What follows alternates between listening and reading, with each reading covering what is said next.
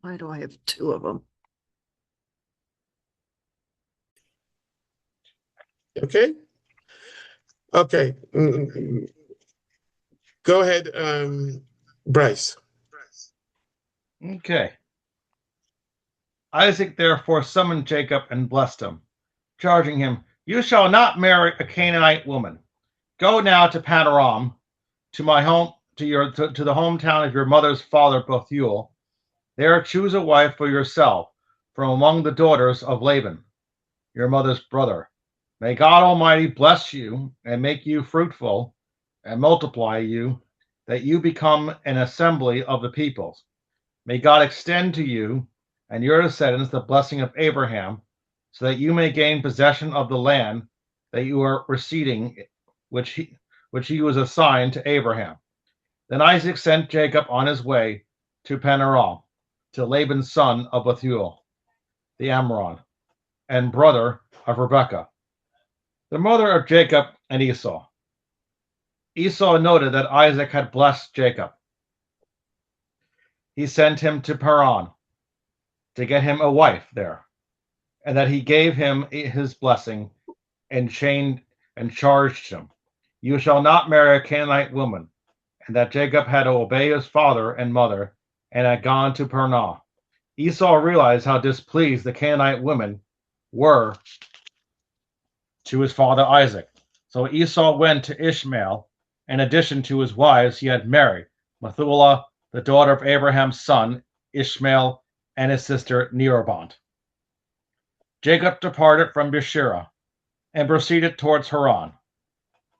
When he came upon a certain place, he stopped there for the night. Since the sun had already set, taking one of the stones and placed it, he put it under his head and lay down in that place. Thank you. Susan, Susan. verse 12.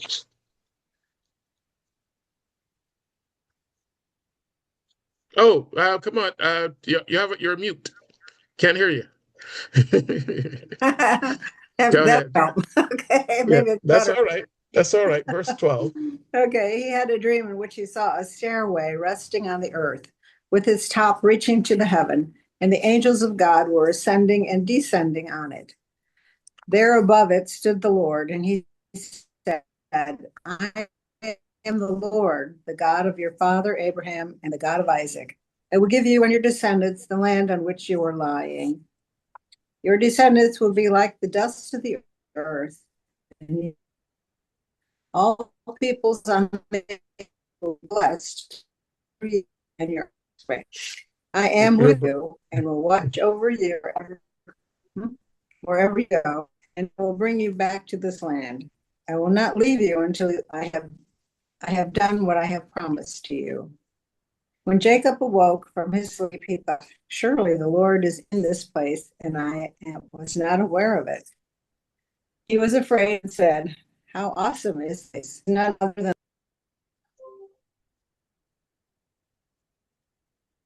uh-oh. Wait, something gone wrong. Okay, ready?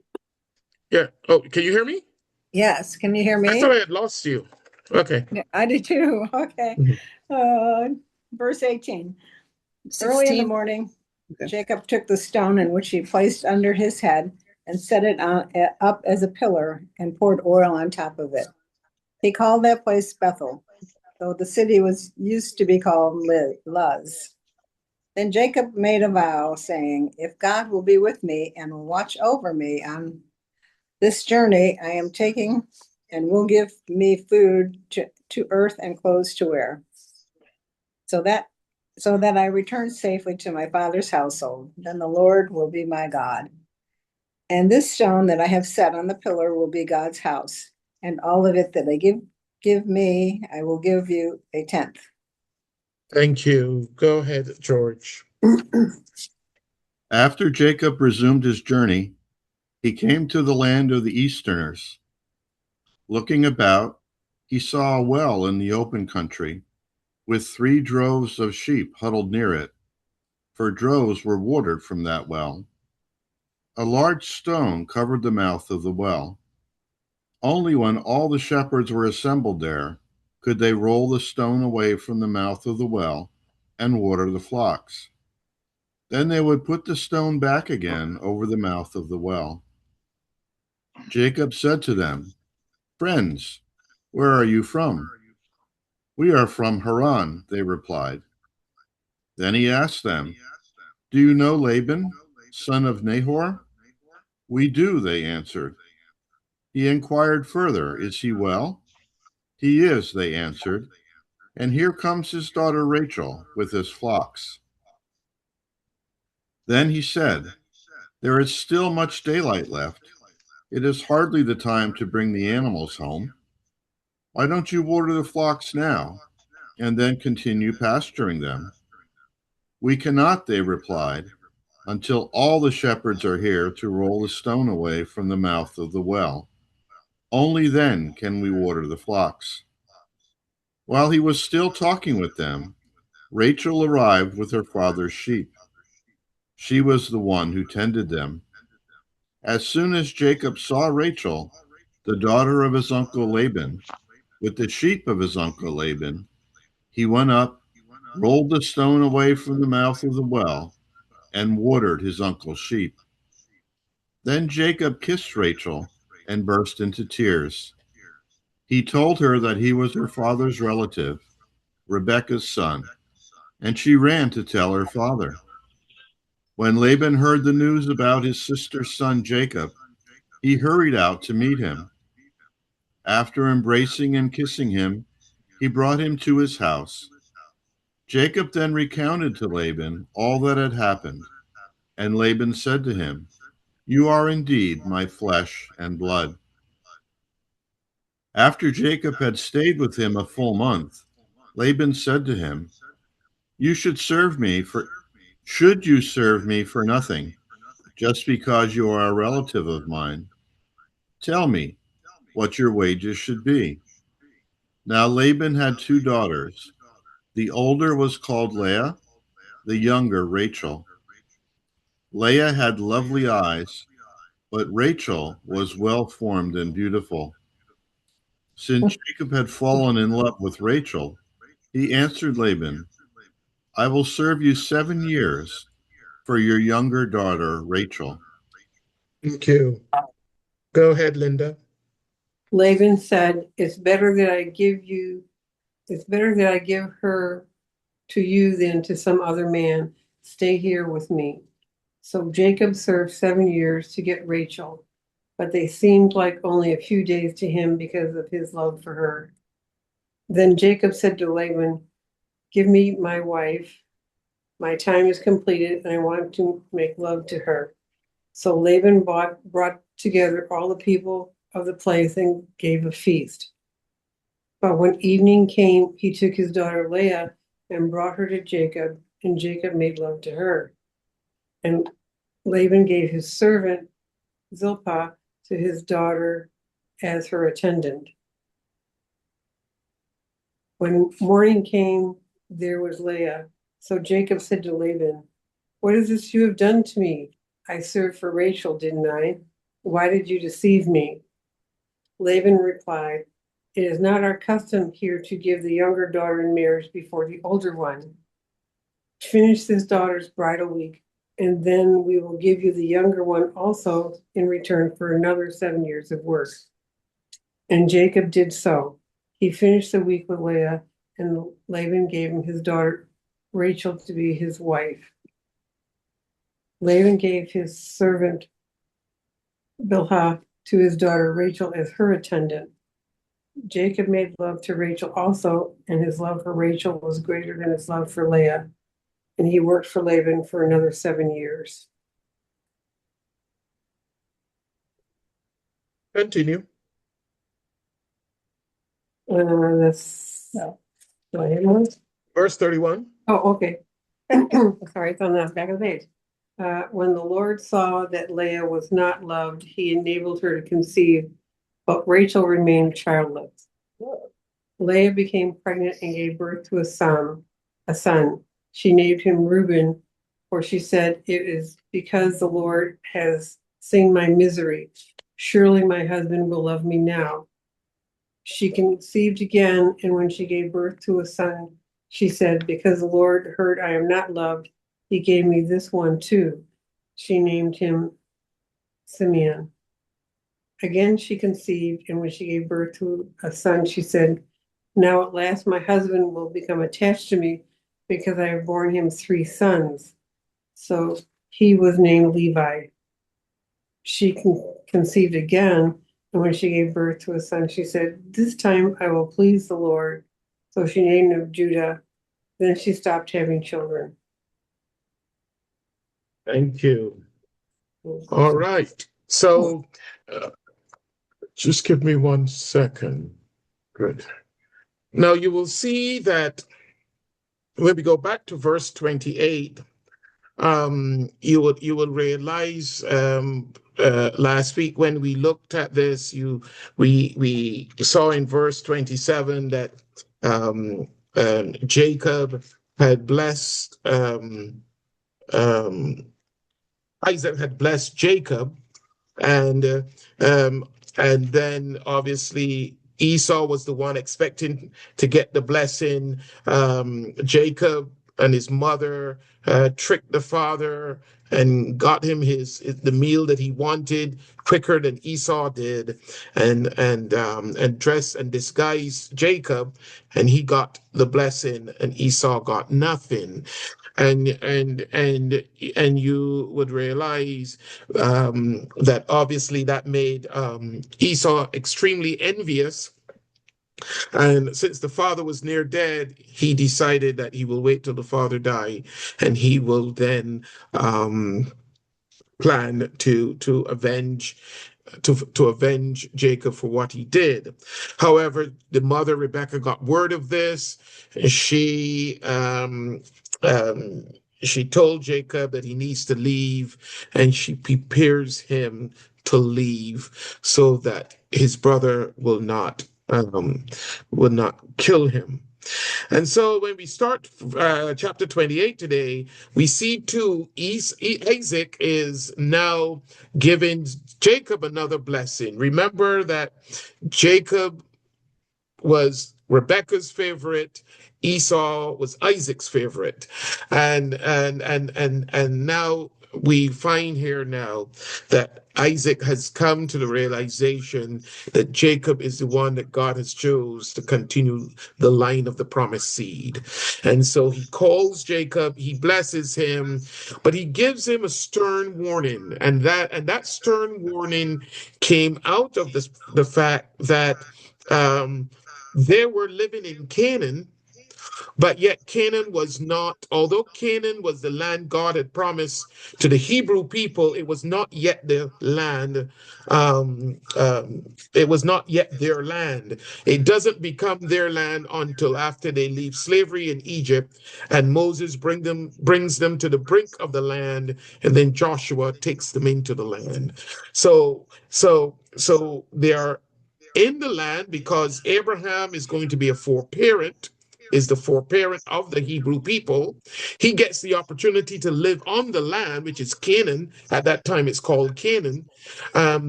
But at the same time, he's living among other people who are not considered God's chosen people. And so you see here, Isaac is saying to Jacob, do not marry a Canaanite woman, because the Canaanite women did not have the same beliefs and the same background and the same kinds of values that the Hebrew people had. And so he says to him, do not marry the Canaanite woman, as you see there in verse 1. But he says, go to Panda Aram. Let me see if I can bring up the map. Let me see if I can share. Let's see. Where is it? Here. Can you all see that? Not yet. Not yet. There Yes. it is. You can see it now? Can you see that? Yes. Good. So you can see Panda Aram is up to the northern side, it looks like. Now I want you to look, when you look at this map, you will see that The places that are written in bold are like territories. They're like regions. So you see, Pandaram is a region, and as you can see, Haran is like a city or a place in that region. The same way you have the region of Mesopotamia, you have Eden, you have Egypt, you got Goshen. The only one you don't see is really Canaan, but Canaan is where that white triangle is. That's where Canaan is. And you will and if you realize, you will see when it gets to verse 10 of chapter 28 that Jacob left Beersheba and he set out for Haran. And you see the blue line arrows. That is that was Jacob's journey to Haran. So he left Beersheba. If you can see where Beersheba is, he left Beersheba and he goes up, and you will see that sometimes the arrows there are two arrows at each end. It means that is the way he went and he came back.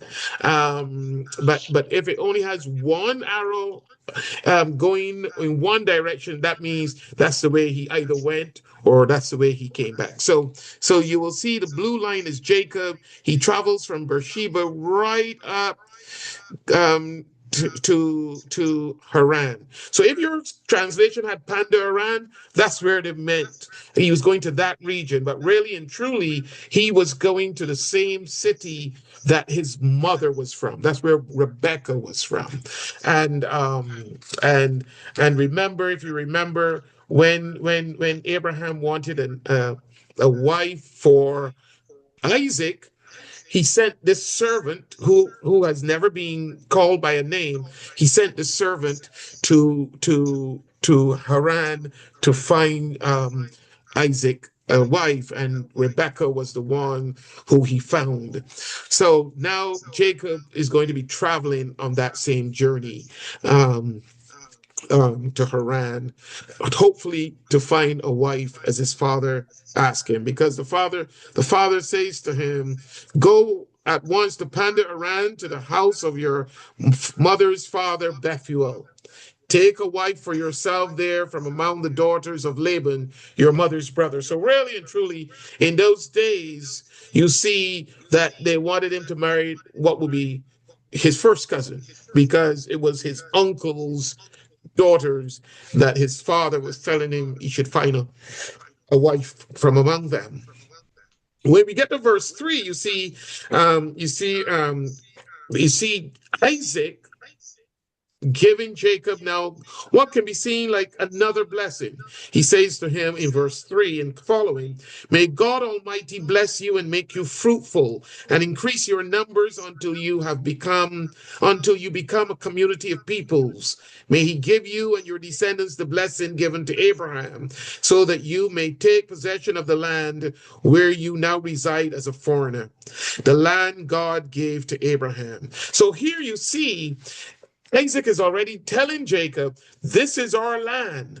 We are still foreigners in it, but this is the land that God gave to Abraham, and that he is to take possession of it. Then in verse 5 we read, "Then Isaac sent Jacob on his way, and he went to Pandaran to Laban, son of Bethuel the Aramean, the brother of Rebekah, who was the mother of Jacob and Esau." Now, there is a few verses now that it takes us off of Jacob indirectly, and it goes to Esau. Now remember, Esau was the one who lost his birthright. He's the one who lost the blessing. But again, he was not the one that our Lord, that God felt was the one suitable to carry on the lineage of the promised seed. And God had already declared that even before the two boys were born. They were a twin, and he decided that that Jacob was the one who will carry on that line. So now Esau has left. He has already married some Hittite women who were not the kind of women his parents would have wanted him to marry, which is the reason why Isaac told him not to marry a Canaanite woman, because again, those were not the kind of women they would want their son to get married to. So in verse 6, you see, now Esau learned that Isaac had blessed Jacob and had sent him to Padan-aram to take a wife from there, and that when he blessed him, he commanded him do not marry a Canaanite woman, and that Jacob had obeyed his father and mother and had gone to Padan-aram. Esau then realized how displeasing the Canaanite women were to his father Isaac. So he went to Ishmael and married Mathalah, the sister of Nebaioth and daughter of Ishmael, son of Abraham, in addition to the wives he already had. So what does he do? He decides, oh, well, my father doesn't like Canaanite women. Let me suck it to him. I'll marry a Canaanite woman. And so you see him go and he marries this Canaanite. He marries a Canaanite woman who incidentally is still of relation to him, because what he does is that he marries the daughter of his uncle, because Ishmael was his father's brother, half brother. So, but again, there were Canaanites and not really of not Hebrew. So here we see this whole notion of Esau being angry, and you can see he wanted to make his parents more upset because he realizes that they are not in favor of they're displeased with Canaanite women, and so he becomes the child who will say, okay, you don't like this, I will do this. And so we see that taking place here. Any questions thus far? Okay. So when we get to verse 10, you see that Jacob leaves and leaves Beersheba, he goes to Haran, and when he reached a certain place, he stopped for the night because the sun had set, and he took a stone and he lay down, he made it like a pillow for his head. And when he does this, he encounters a dream. And in that dream, God is going to make a covenant with him. The same covenant that he made with Abraham and Isaac, he will now make with Jacob. And so you see here in verse 13, there above it stood the Lord, he saw a stairway reaching heaven, from earth to heaven, and the angels of the Lord ascending and descending, and there above it stood the Lord. And he said, I am the Lord, the God of your father Abraham, and the God of Isaac. I will give you and your descendants the land on which you are lying. Your descendants will be like the dust of the earth, and you will spread out to the west and to the east and to the north and to the south. All peoples on earth will be blessed through you and your offspring. I am with you and will watch over you wherever you go. And I will bring you back to this land. I will not leave you until I have done what I have promised you. So here God makes this covenant with Jacob, a similar covenant he had made with Abraham and with Isaac. Now he makes it with Jacob in a dream. And when Jacob wakes up, he realizes that the Lord is in this place, that he was afraid. He was afraid, and you hear him say, this is none other than the house of God. This is the gate of heaven. And you get this kind of belief that Jacob, although his father and his grandfather were supposed to be religious people and godly people, you don't get it much coming from Jacob at this point in time, because he gets this dream, but then and he realizes that God must be present. And so he wakes up the next morning. He took the stone that was under his head. He set it up as a pillar, and he poured oil on it, which is a kind of like a blessing. And he called the place Bethuel, which actually means house of God. That's what the word Bethel means, house of God. and though the city used to be called Luz. But what is interesting is what Jacob says then in verses 20 to 22. It says, then Jacob made a vow, saying, if God will be with me and will watch over me on this journey I am taking, and will give me food to eat and clothes to wear, so that I return safely to my father's household, then the Lord will be my God. You hear that? Then the Then. Lord will be my God. Then the Lord. And then the Lord will be my God, and this stone that I have set up as a pillar will be God's house. And of all that you give me, I will give you a tenth. So now you're here, the tithe is coming out there for the first time, giving a tenth. But you see this kind of dialogue that Jacob is having, as if, and you may wonder, is he bargaining with God? If God do these things, he will do this. Or the other part of it is, I mean, God had just told him in a dream, I'm going to do all of this for you. Why did he have doubts that he was going to do it? That's the other thing that comes out of it.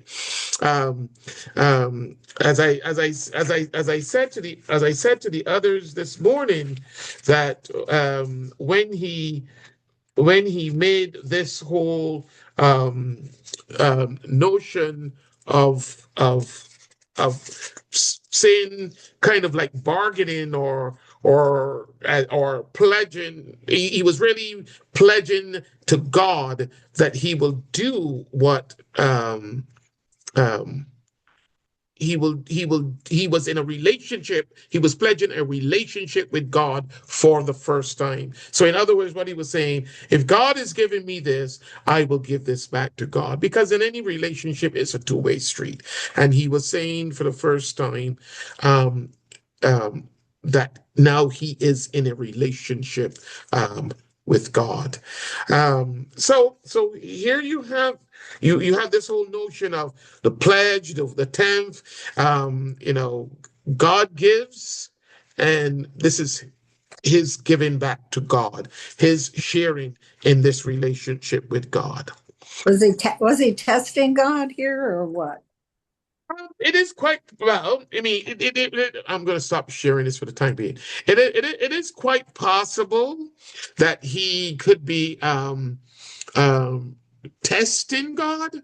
The thing about it is that there's also the possibility that he was just recapping what he heard from God or saw from God in the dream, and that if God is willing to do this for him, he will pledge a tenth for whatever he has to God. Oh, you made it home, Pam. Oh, she can't hear me. She didn't hear me. Okay.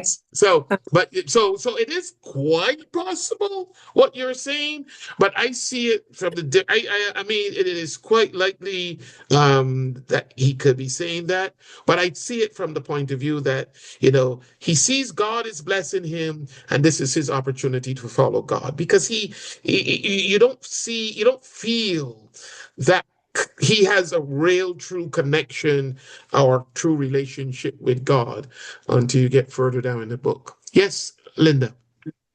I was just curious. He says, "I will give you a tenth." Mm-hmm. How is he going to do that? What's he going to give him a tenth of his? How do you give back to God in this? Well, in this environment, in this time, this era. Oh, you see, the thing is about it is this would have come like things like, okay, like, things like even like animals, for example. He would have taken like a tenth of what he had. It would have gone in terms of he would have made sacrifices, which would form part of that. But it was all, and you have to also realize that in those days, people will bring their best to God. Remember when it was Cain and Abel, Cain brought his best of his flock, of his fruit in his land. Abel brought the best of his flock, but for some reason, God looked more favorably on Abel's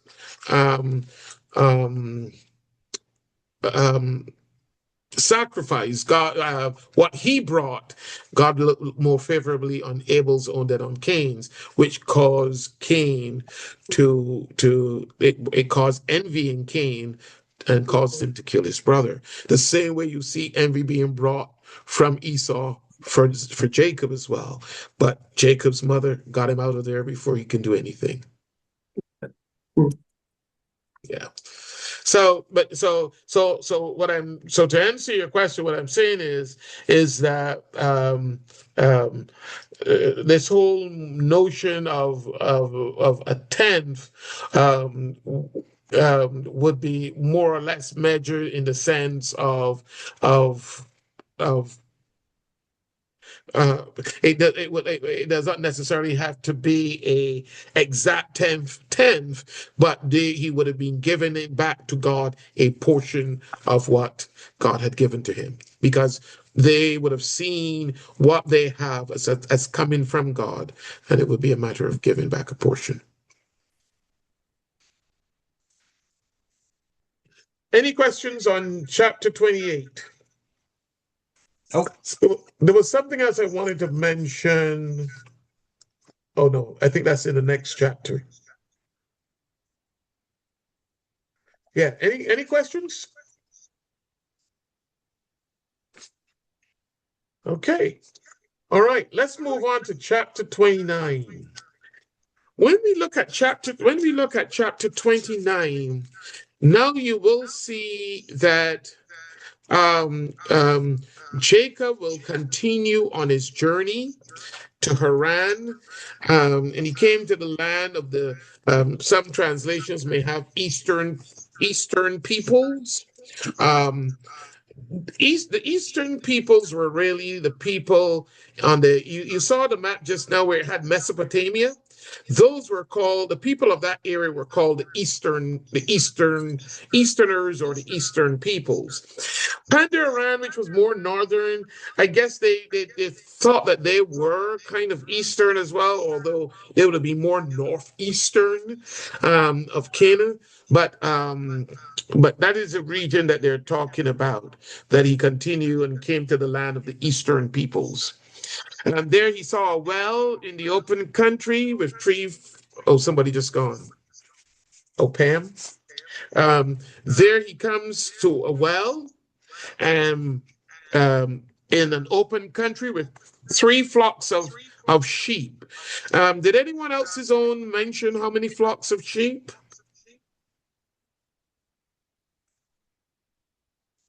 No one else? Ours says 3. Oh, 3 flocks of Yeah, it sheep. says 3. And remember, and you remember, that there are certain numbers in the Bible that are very numbers in the Bible are very significant. 3 and 2 and 4 and 10 and 7, 12. These are significant numbers. And here the number 3 is just pointing when it says 3 flocks of sheep lying near it, because the flocks were watered from that well. That whole notion that he saw 3 flocks of sheep, that is usually meant to associate something with the work of God. So in some divine way, the 3 flocks was telling us that God was at work here. Yes, Marilyn. I have a footnote that says you needed multiple people to be able to roll the stone away. And so they were Yeah, but waiting. I haven't gotten there yet. Okay, but go ahead. You have to have so many flocks arrive at the well before they can open it for the sheep to be watered. Yes.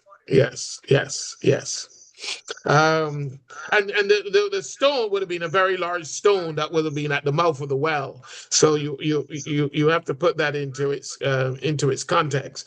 So, but this number 3, this points to an event of significance that follows, and it's usually an event that is associated with the work of God. So they had these 3 flocks of sheep.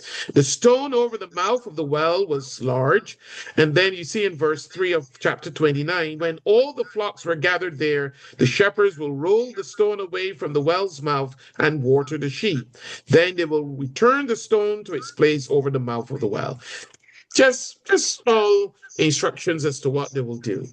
Now here we see coming now in verse 4 a dialogue between Jacob and these shepherds. And you see in verse 4, Jacob asked the shepherds, "My brothers, where are you from?" They replied, "We're from Haran." He said to them, "Do you know Laban, Nahor's grandson?" They answered, "Yes, we know him." Then Jacob asked them, "Is he well?" Then he says, "Yes, he is." They say, "Yes, he is. And here comes his daughter Rachel with the sheep." Where did you see something like this happening before? Do you remember? Rebecca. Rebecca, correct. When the servant went and he came to a well the same way, and he Right. met Rebecca coming down. Good. And then he said, "Look, the sun is still high. It is not time for the flocks to be gathered. Water the sheep and take them back to pasture." They replied, "We can't until all the flocks are gathered and the stone has been rolled away from the mouth of the well. Then we will water the sheep." And so there's that dialogue between the shepherds and Jacob. And then in verse 9, while he was still talking with them, Rachel came with her father's sheep, for she was a shepherd. So you see, they got female shepherds. She's a shepherd. And when Jacob saw Rachel's daughter of his uncle Laban and Laban's sheep, he went over and rolled the stone away from the mouth of the well and watered his uncle's sheep. So again, you see a similar thing even with the servant helping Rebecca back in Genesis chapter 24. And then Jacob does something different, though. Jacob doesn't only help, he kisses Rachel, and then he began to weep loudly. And here you find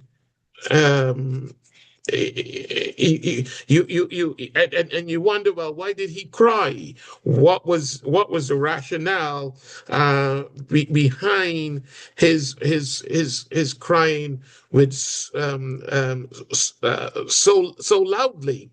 And here you see that perhaps his reaction, there was some great emotional could have been a great emotional distress since he had left his parents' home and had to make this long journey and remember, he had no resources, he had no companionship.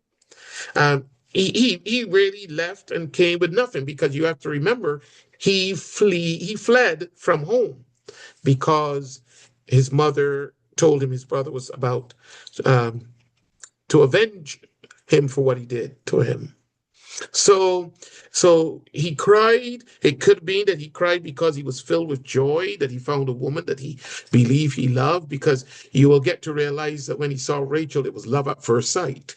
And therefore, there could have been a number of reasons that he could have cried. He could have cried because he had safely gotten to where he was going, because from Beersheba to Haran was probably about 400 miles he would have traveled in that journey to get there. So there could be a number of reasons that he cried, but we see here that he cried.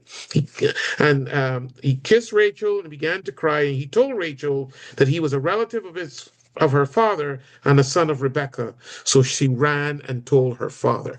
Similar thing again when Rebekah ran and told her brother about the servant who had come from Isaac. And as soon as Laban heard the news about Jacob, his sister's son, he hurried to meet him. He embraced him, kissed him, brought him to his home, and there Jacob told him all these things. Then Laban said to him, "You are my own flesh and blood." Any questions before I move on? Yes, George. You're on mute. Unmute yourself.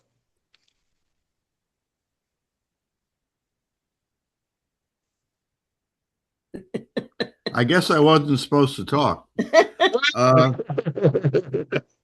When you said about, the connection between the Rachel and Rebecca sort of meeting at the well, what came to my mind was Jesus meeting the woman at the well. Samaritan woman at the well as well. Yes.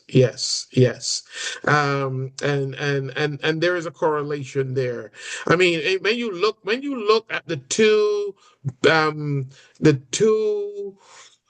when you look at Rebecca and Rachel, and then I will just make a brief statement about the one with Jesus. But when you look at Rebecca and Rachel, the encounters have the similar elements to them. You see, a man travels to a distant land. In Rebecca's case, it was a servant. In Rachel's case, it is Jacob. They both arrive at a well. Who knows? It probably was the same well because they went to the same place.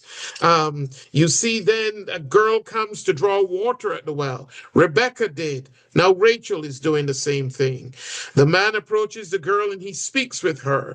The servant did that with Rebecca. Jacob does that with Rachel as well, but he goes a little bit further and he kisses her. You see, the girl returns to her parents, to her people, to tell them what the man had told her.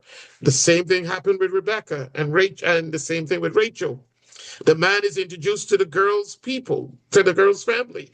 The servant was introduced to Rebecca's family. At that time, it was the more important family member was her brother, which was Laban.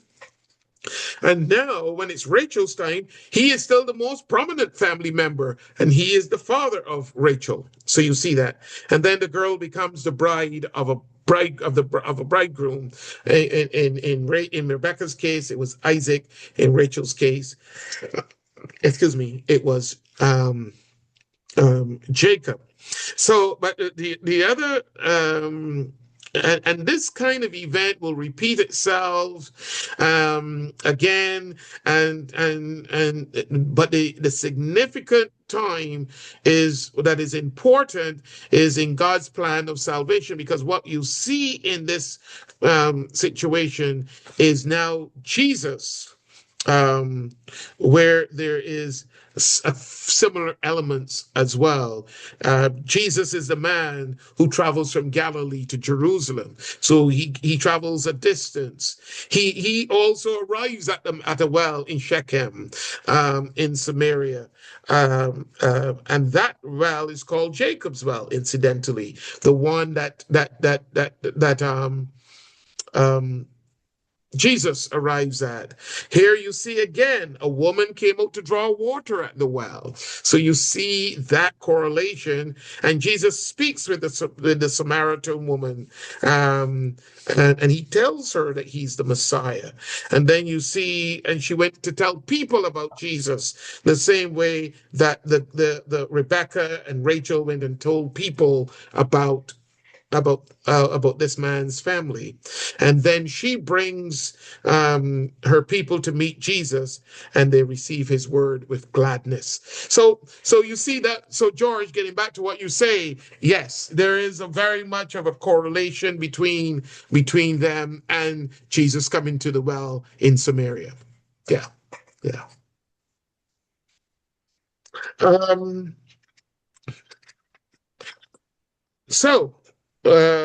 Then what we see happens now is, you remember Jacob was the one who tricked his brother. He got his brother's birthright, and then he got his brother's blessing.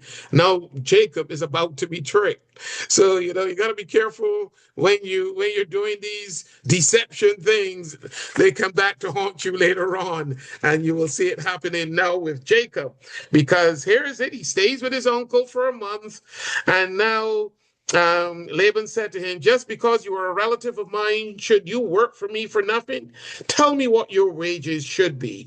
And this is in verse 15. Now, remember that Jacob is a family member, so he's not a servant. So so his uncle now wants to make sure, he wants to see how much money he wants, because he doesn't want to cheat him, pay him too low, but he doesn't want to pay him too high either. And you see here, he says, "Tell me what your wages should be." And as you realize, Jacob doesn't want money. He wants somebody. He does not want money. And you hear him say, and it tells you in verse 16, now Laban had two daughters. The name of the older was Leah. The name of the younger was Rachel. Leah had weak eyes, but Rachel had a lovely figure and was beautiful. And Jacob was in love with Rachel and said, "I will work for you 7 years in return for your younger daughter, Rachel." Again, and the word in the number 7 here. Yes, Marilyn. George has an interesting footnote, Mhm. and his Bible says Leah had lovely eyes. Read the footnote. 17. Yeah. The adjective modifying eyes is often translated as weak, but lovely is the more probable word, Mm-hmm. is what my Bible says. Interesting. Yeah, because it mentions here that Leah had weak eyes, and yes, I can see that. Whereas Leah had the beauty in her eyes, Rachel had the beauty in her whole body. And that is that you will see, because it tells you that Rachel had a lovely figure and was beautiful. And Jacob was in love with Rachel and said, "I will work for you 7 years in return for your younger daughter, Rachel." So Laban said, "It's better that I give her to you than to some other man." That is, it almost sounds a little bit comical that, well, use your family. Why not give it to you instead of somebody else? Go ahead, George. Again, my translation says, "Give her to you rather than to an outsider." Right, exactly. That's what it is. That's what it means to an outsider, your family. Give her to you. And so you see here, and I want you to note, he said he would work for 7 years. Again, remember, numbers in Bible have significance. The number 7 means completion. So that means that after 7 years, he would have completed all that he needed to do in order to have deserve Rachel. So bear that in mind. Laban said, "It is better that I give her to you than to some other man. Stay here with me." So Jacob served 7 years to get Rachel, but it seemed like only a few days to him because of his love for her. So you can see what love can do to you, man. 7 years feel like a few days.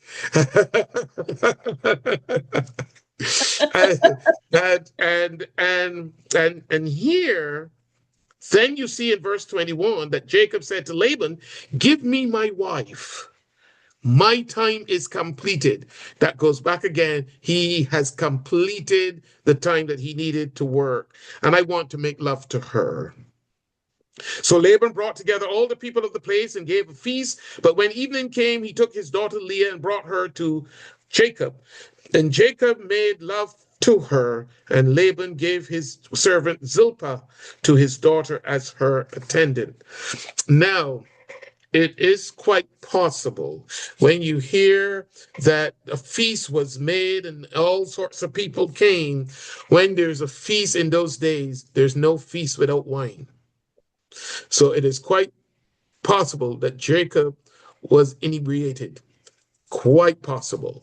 And therefore, and not to mention that most likely in those days, Leah was probably covered as well, and he could not see clearly who he was making love with, and so he did not realize that he was making love with Leah instead of Rachel. Well, does making love make you committed? Is Correct. Yes. Okay. Back then, Yes. that was the commitment. Okay, thanks. It will be a commitment. Yes. and as you can tell, you can tell when in verse 25 it tells you when morning came, there was Leah. So Jacob said to Laban, "What is this you have done to me? I served you for Rachel, didn't I? Why have you deceived me?" And when I read those words, I thought to myself, so Jacob, you should be thinking to yourself, hey, when you ask this question, think about what you have done to Esau. And here you find then um, the whole notion of Laban now becoming the trickster, the deceiver, and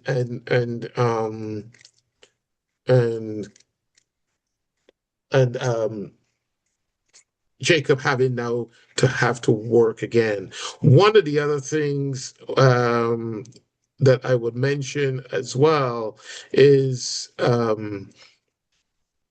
that Jacob, having deceived his father, who could not see, was probably disabled, not able to see, because he had had too much to drink. So you see also those correlations coming out there.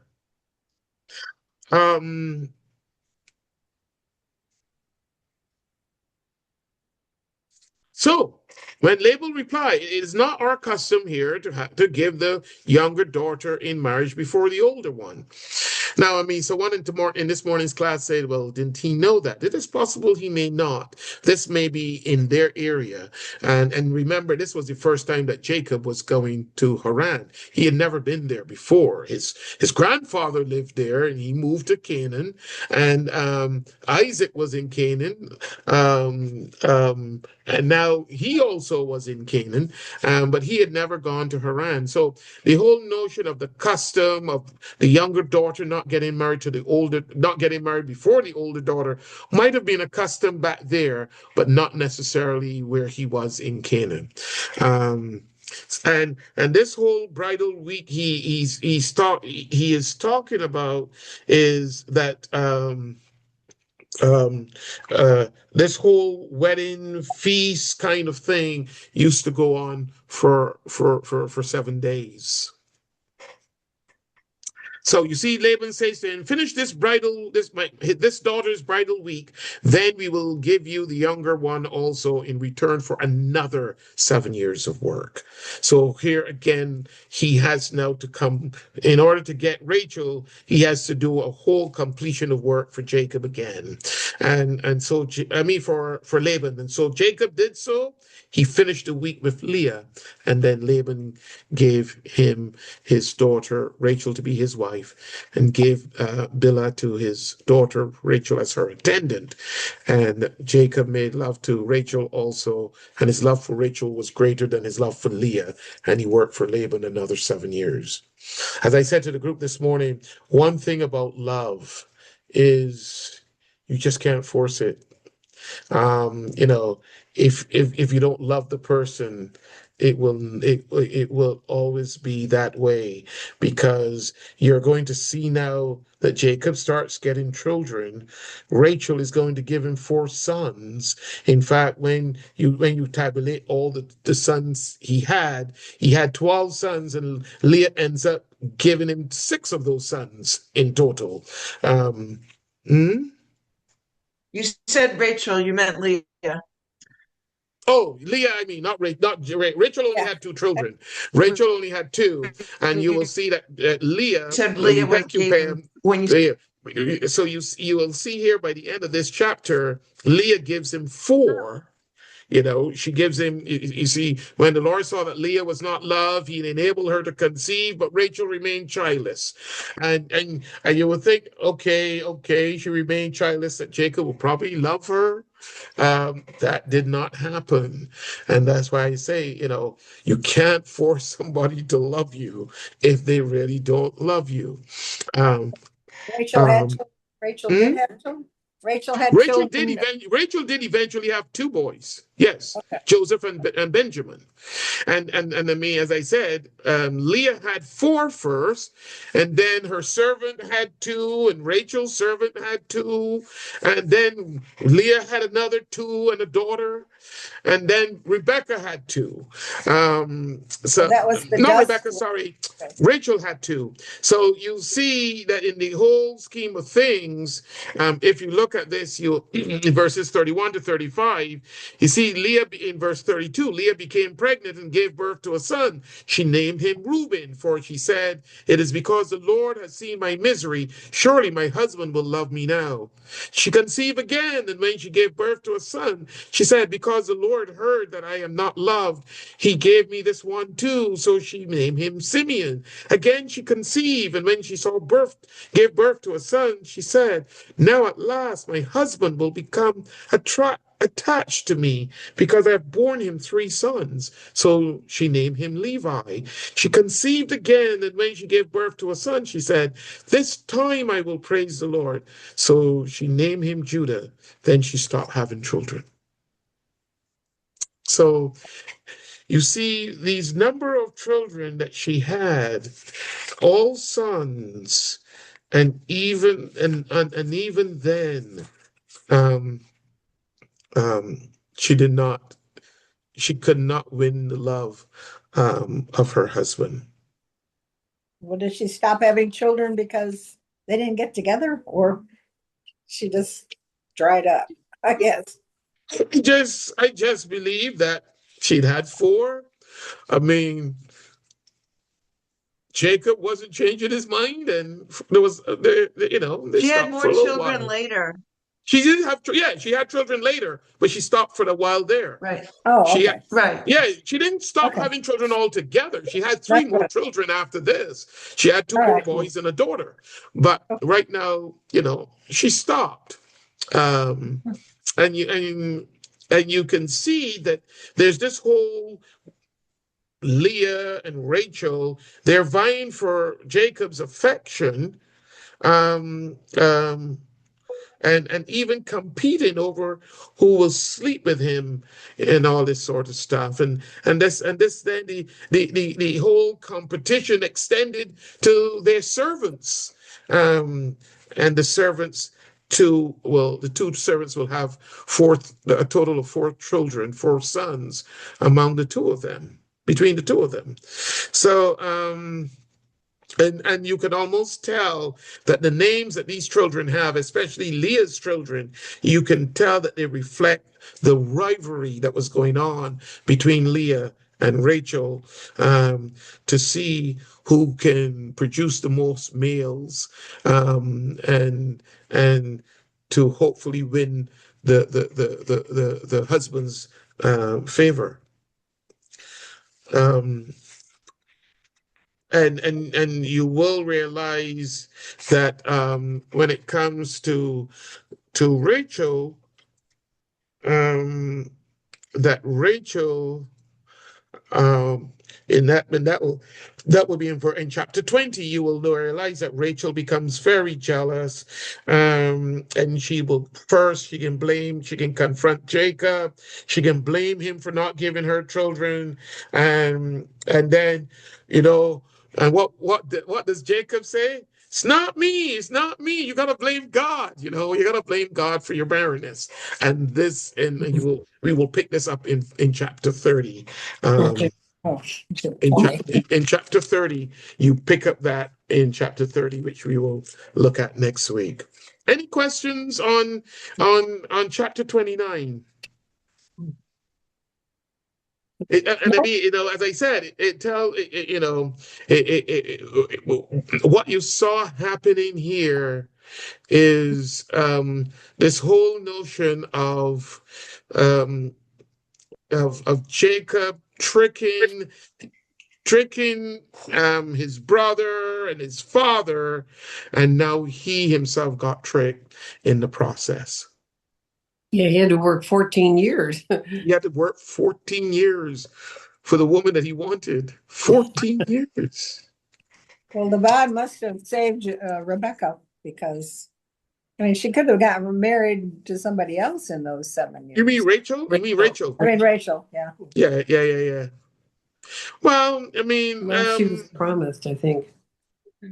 It sounds You're like right. she was given to him right after the wedding week Correct. was over. correct. She So was. Yeah. She was. He received her before he worked the next 7 years. Yes, he did. Yeah. He did. But he still had to work for her. He could not freely return home. Right. Because the intention was for him to go back home. I mean, here is it. You work 7 years already, the expectation was not for him to be away that long. And then you now realize, yeah, you got her, but you still got to work for her, which means I even said to myself, suppose he didn't work, what will happen? And most likely she would have been taken away from him. Oh, yeah. Before the 7 years, yeah. My commentary says a labor of love. So Oh, yeah, it was a labor of love. Maybe that's where that expression came from. Yeah, it was a labor of love. that's what, But you will see this whole tension in this family, the tension between the wives, the tension with the servants, the whole intermingling of children, which is not a good thing, and they're all brothers, and because they all have the same father, and it's going. And then when we get further down into to Genesis, and you get to the story of Joseph. The story of Joseph is another situation where you're going to find Jacob now. He has his favorite child as well, which is Joseph. And you see wouldn't that have been, Mhm. wouldn't that have been common in most households if they have 8 all his wives, favorite children. all these children, and wouldn't that jealousy be common? I mean, it is. Well, I mean, based on what we are seeing here, it is possible that I don't know if I can say it was common, but I can say it's quite possible. It is very likely. I mean, you hear about Noah. You don't hear about Noah having that he identified any favorite children, although God identified the one who the promised seed was to come from. But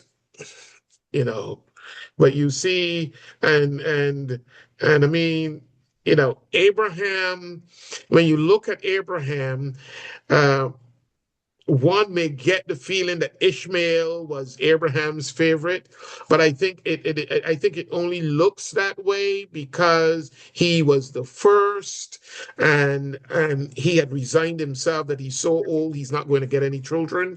So why not give what he has to his son? This is his son, although God said to him, "No, I'm giving you Isaac." So wait, be patient, but he himself realized that Ishmael was not the one that God had for the promised line.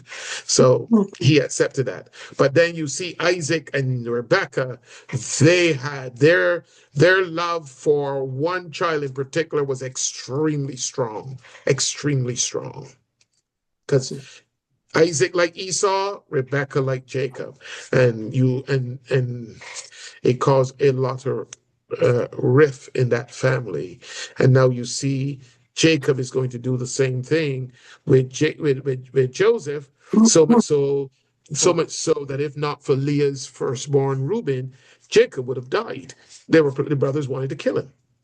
And then they decided then, after there was a caravan of people coming, they will sell him, and he ended up in Egypt. But again, when you look at it all all was a plan. It was all part of God's plan, and even Joseph realizes that, because Joseph is going to say to them, when he does see them in Egypt, when there was a famine, he's going to say, you all did this to me for bad, but God did this for me for good. And God must, like Leah's, if Leah had children first, God must have chosen her over Rebecca, right? to have Jacob's children. Well, that is not the case because Joseph was the one for the promised line. Joseph was still the one. Okay. Joseph was the one. Ted, I hope you enjoy your first class. Yeah, You're huh? very Pretty interesting. quiet. Yeah. Very interesting, he says. Very interesting. Yeah. It's an interesting book.